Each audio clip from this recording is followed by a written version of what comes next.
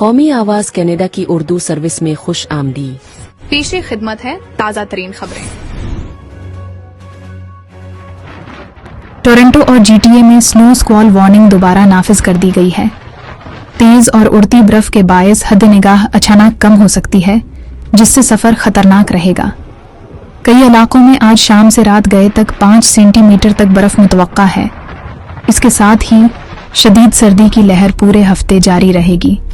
ونڈ چل منفی 25 سے 26 ڈگری تک محسوس ہو سکتا ہے۔ شہریوں کو احتیاط، غیر ضروری سفر سے گریز اور وارمنگ سینٹرز سے استفادہ کرنے کا مشورہ دیا گیا ہے۔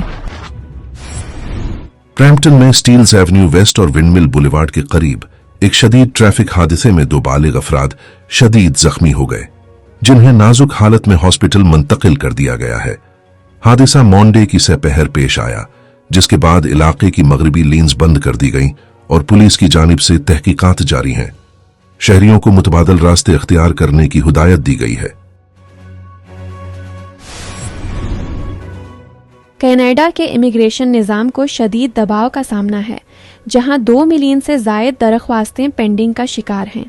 ماہرین کے مطابق عملے میں کمی، غیر مؤثر ٹیکنالوجی اور متضاد حکومتی اعلانات نے غیر یقینی صورتحال پیدا کر دی ہے۔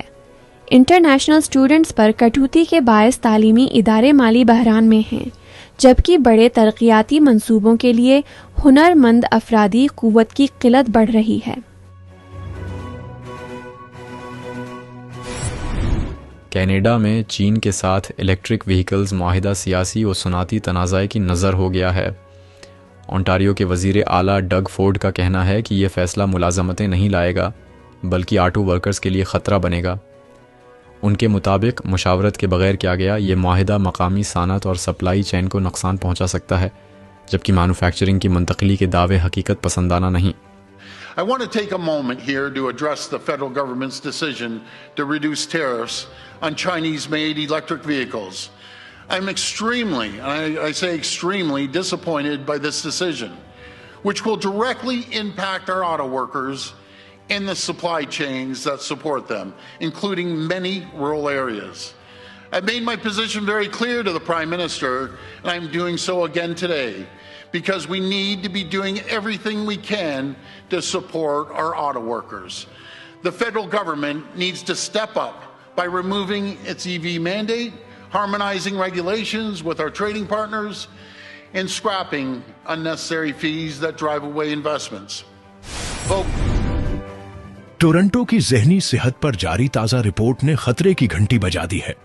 رپورٹ کے مطابق گزشتہ دہائی میں ذہنی طور پر خود کو بہتر محسوس کرنے والے شہریوں کی شرح 73 سے کم ہو کر 52% رہ گئی ہے، جسے ماہرین ایک سنگین بحران قرار دے رہے ہیں۔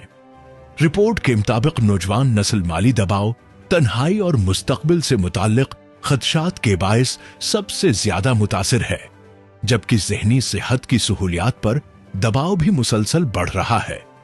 ماہرین نے خبردار کیا ہے کہ فوری اقدامات نہ کیے گئے تو یہ مسئلہ ٹورنٹو کے لیے ایک بڑا سماجی چیلنج بن سکتا ہے۔